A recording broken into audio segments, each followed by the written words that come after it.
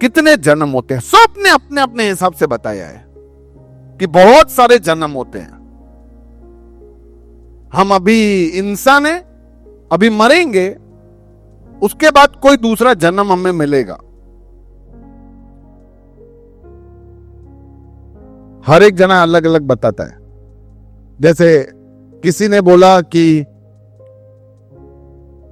84 लाख, ठीक है।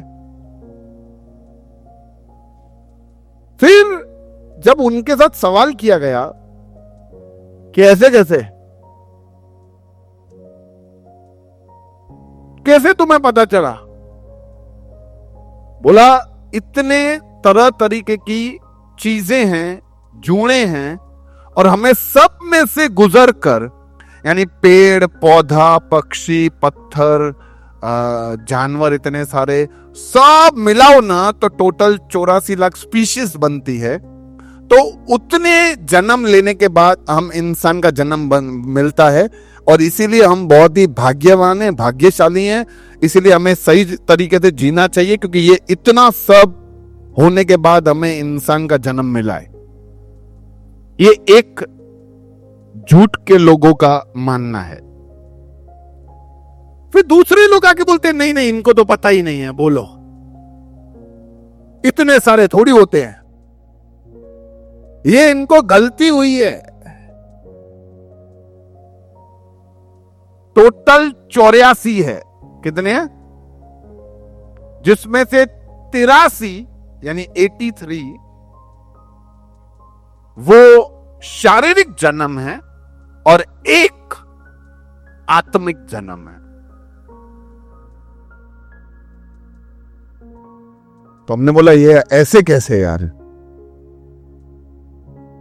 वो 84 लाख बोले, तुम 83 लाख 80 हजार बोलो तो भी समझ में आता है।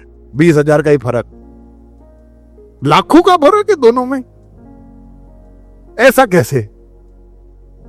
बोला देखो भैया, इसमें क्या है, ऐसा क्यों हुआ? क्योंकि जब वो ईश्वर लिखवा रहे थे कि कितने जन्म होंगे, तो ईश्वर ने बोला लिख 84, और उसने लिख दिया 84 लिख। तो क्या है ये लख 84 का 84 लख में ऐसे उल्टा पुल्टा हो गया, इसीलिए 84 लाख लोग सोचते हैं है 84।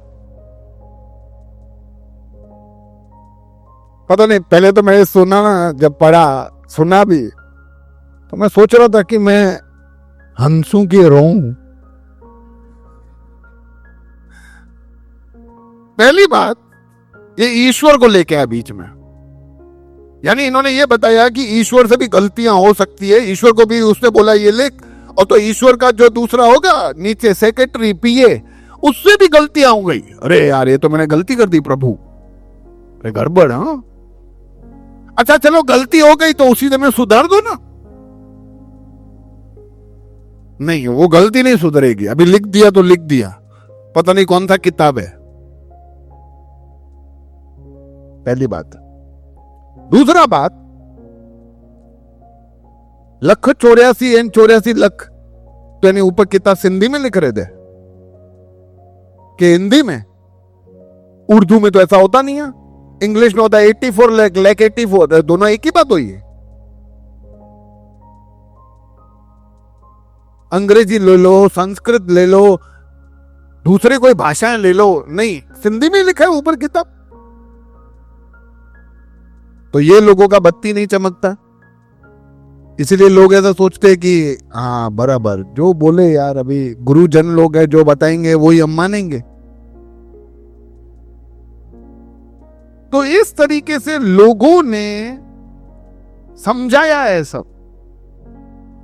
कोई बोलता है 84 लाख, कोई बोलता है बहुत सारे लाख जन्म है, कोई बोलता है थोड़े ही 80 85 84 जन्म है, और कुछ लोग बोलते हैं एक ही जन्म है। लाखों जन्म, थोड़े जन्म, एक ही जन्म। और तीनों जने ईश्वर को मानते हैं, और तीनों बोलते हैं हम ही सही हैं, अब सवाल यह है कि कौन सही है। तो भैया हमें क्या पता। तो एक बात तो नक्की है कि तीनों सही नहीं है, बराबर ना। अभी मैं विकास से पूछूं, विकास कितने पैसे पड़े हैं, तो समझो विकास का भाई आके बोले इसके पास 100 रुपए पड़े हैं। विकास के पापा बोले कि इसके पास 1000 रुपए पड़े हैं। फिर इसके अंकल आके बोले इसके पास 10 रुपए पड़े हैं। तो तीनों सही नहीं हो सकते ना।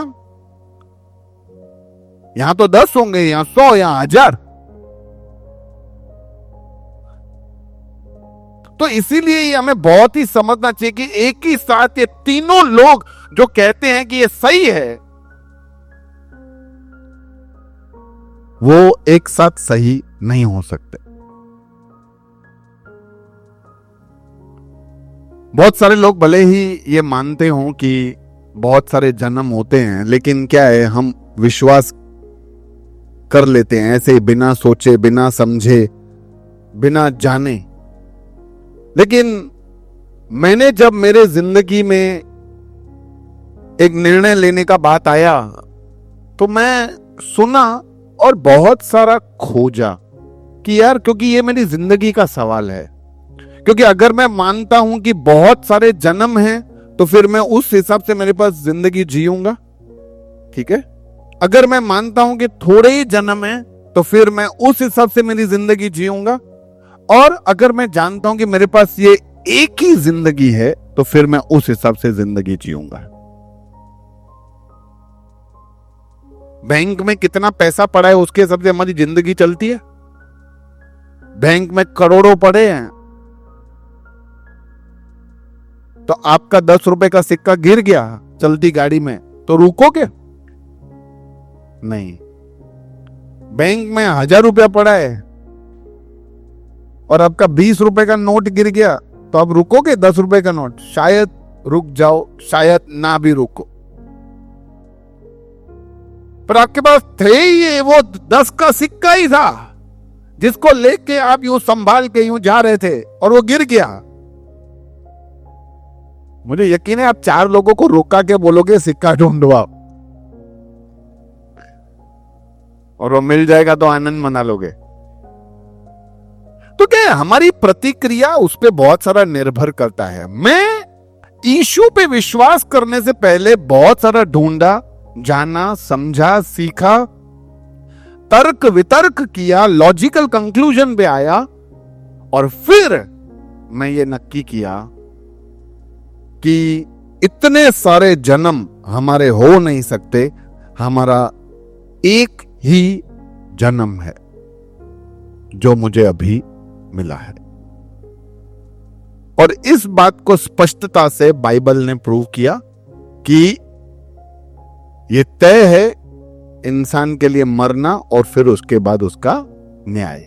मैं जी लिया, पैदा हो गया, अब मैं मरूंगा, फिर मेरा न्याय होगा, खत्म। बहुत सारे जन्म नहीं हो।